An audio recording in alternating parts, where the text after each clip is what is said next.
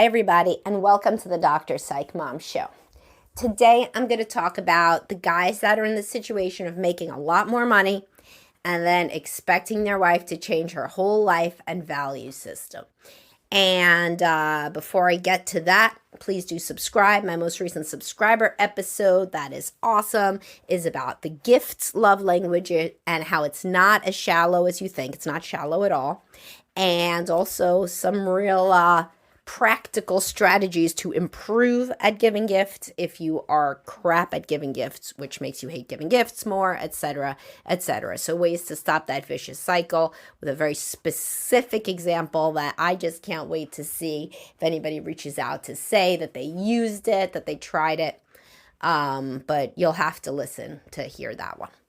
Okay, so a lot of guys, I work with a lot of guys who are very successful and, they became successful at different times in their life. Sometimes I see them at the inflection point, right? So they've become more financially successful than they ever thought that they would, or who knows, maybe they thought they would, but usually not. And they are really riding high on themselves, as they should be to some extent, not to the extent that they usually are. And their wife, they thought that the wife problem would be solved. It would be hacked. She's never going to have shit to complain about again because I just out-earned that problem. She's not going to have to do chores. She's not going to have to work. All she's going to have to focus on is me.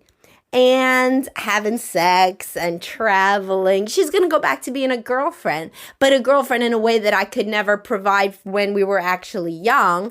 And so now, maybe with the use of some HRT to self-actualize and optimize, as I myself like to do, the man says, we can really basically live the dream. The dream being that she has no stress, and she doesn't have to worry about anything anymore. And she could focus on exactly what I think is important, which she too will think is important if she just thinks about it a little bit harder. And everything will be golden. Oh, but then why are you here in therapy? I inquire. Oh, because she does not like that idea, and she's not gotten with the program yet. And instead, there's still chores that she likes to do. And then there's she does want to have her job, which I don't really understand because she complains about her job. And, we actually don't travel that much more. And you'll never guess what. And I'll say, what, you're not fucking either? No, we're not. We're not. And I don't see any reason why we wouldn't be, because I have more time now to be around now that I've made all this money and I have more flexibility and autonomy. And didn't I mention she ought to have no stress at all because all of our financial problems have evaporated, due in large part to my success.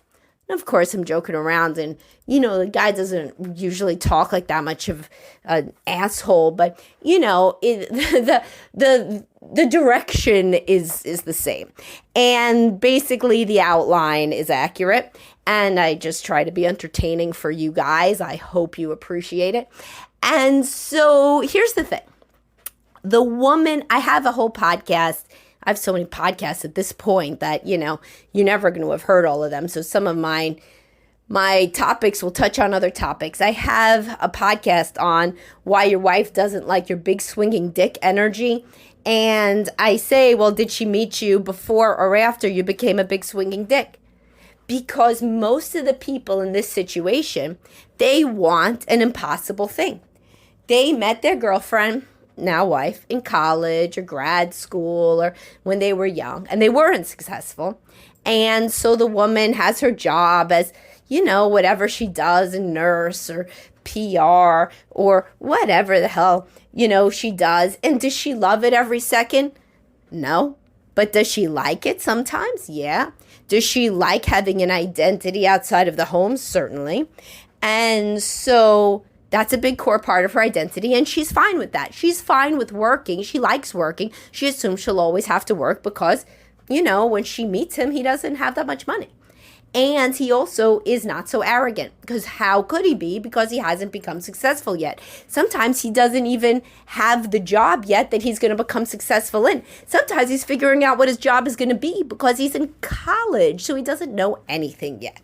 So basically, the woman who's going to want to be with you when you're not successful, sometimes she does not like how your personality changes after you become successful, and sometimes nobody would. Because sometimes men allow themselves to really, devolve into somebody that is quite self-centered because they are high on the success that they have accomplished, and they forget that her entire life cannot change just because they got more money.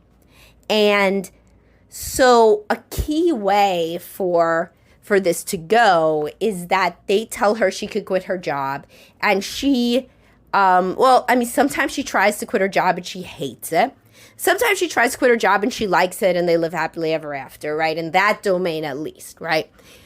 Usually what happens is there's a little bit of an uptick in how often they have sex because literally she has more time, but then it goes to whatever it's going to go to, whatever it was at before.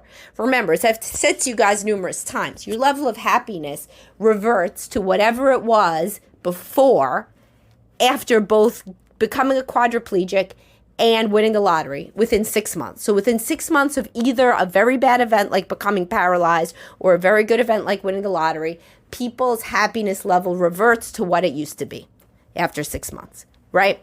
And so your sex life is the same thing. So if your wife, who was in her admin job, right, and so she's commuting back, and she has basically she's out of the house for over 10 hours, and so you were having sex like once a week.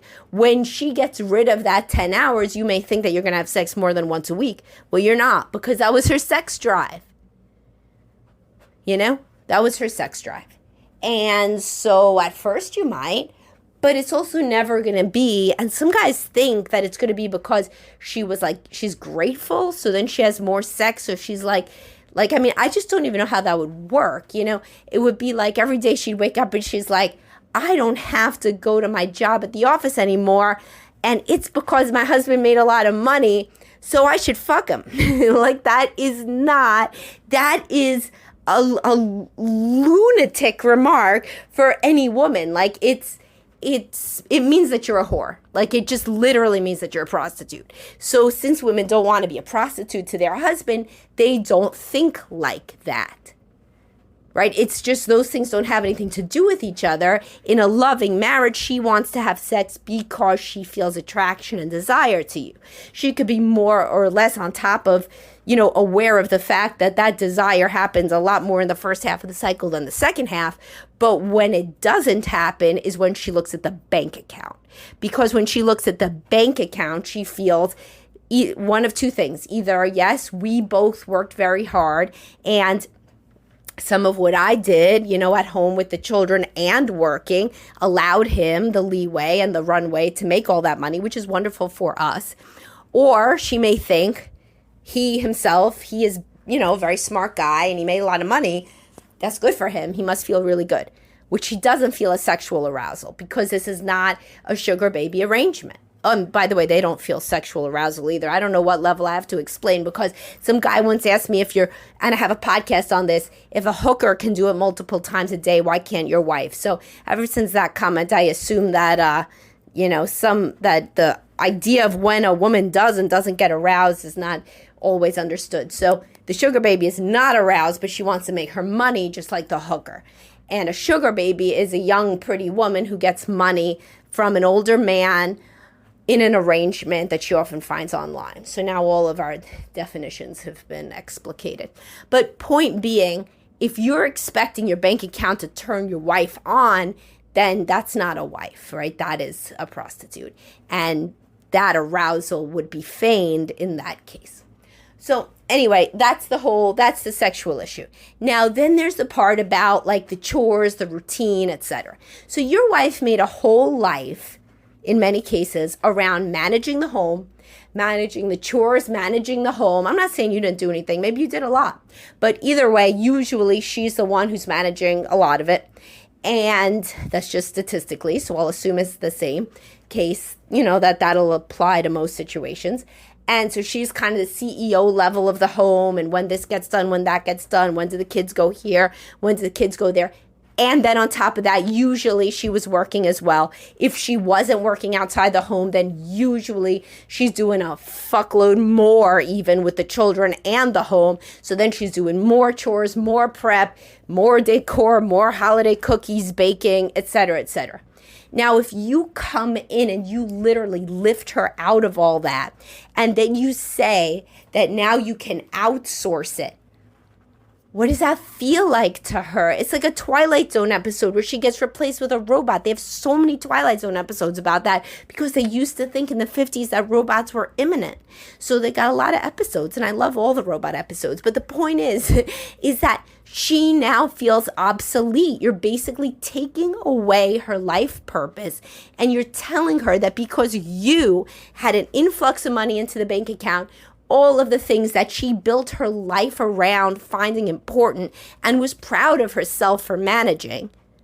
By the way, some guys right now say, but she complains. Big shit, she complains. Frequently, she's complaining to get you to say what a good job she's doing because she's indirect. And you wouldn't have married somebody direct like yourself. You wouldn't have married another go-getter. Although, if you don't work on things, you may end up doing that for your second wife. I do see that happen.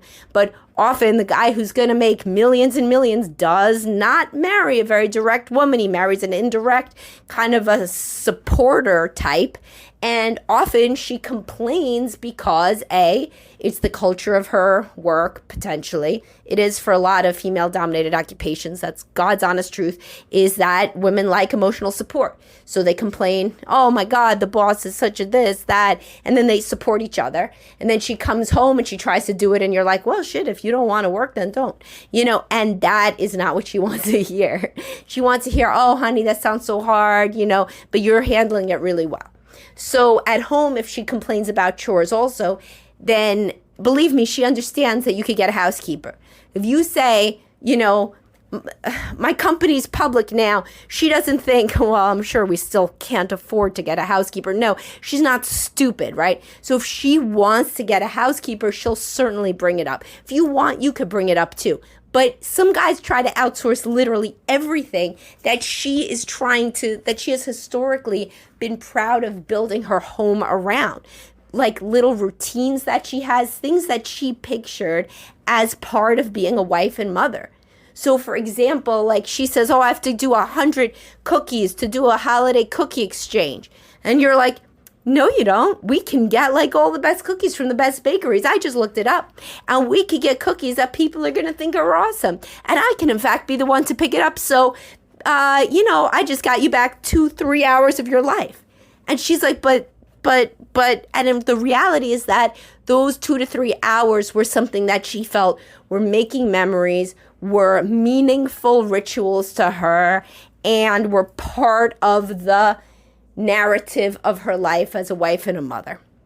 And so you are destabilizing her core identity, and you are telling her that the things that she built her life around are meaningless to the point that they could be outsourced, and you're putting a complete dollar amount on them when she felt that they were priceless. And you may have felt that they were priceless early on, or at least conveyed to her, or she wanted to believe that you thought that, even if it hadn't been discussed, that her doing all of these things to make the home nice and to, do these things for the children and with the home, that was something meaningful to you. And now it's like a slap in the face that the minute that you can outsource them, you would. And this is not to say that there's other women that aren't going to be happy to have everything taken over and automated. But you know what? They're not still going to fill up their time with thinking about better ways to have sex with you, because that is not an identity. That is not a life. So at that point, they would be on a charity board, or they would volunteer more at the kids' school, or they would finally have time to go to their own therapy, where they're going to talk about this change in circumstance, by the way. and whatever. But what they're not going to do is exactly what you want. And sometimes when guys get very successful and enough people listen to them at work and enough people kowtow to them because of their intellect and their success in their field, they expect their wife to get with the program and look up to them the same way. And that is not a marriage. A marriage is between two equals that look at each other as useful, that look at each other's preferred way of engaging in the world as worthy of respect. And sometimes there is an acclimatization period where immediately after getting in this influx of money, the guy's head swells and he cannot picture that she just isn't going to want all the same things as he does. And in order to get through this time, this is frequently when people come into therapy, and in order to get through this, empathy has to be a number one priority. To think, well, my wife did not sign up for this, and there is nothing in this world that is only good. Nothing.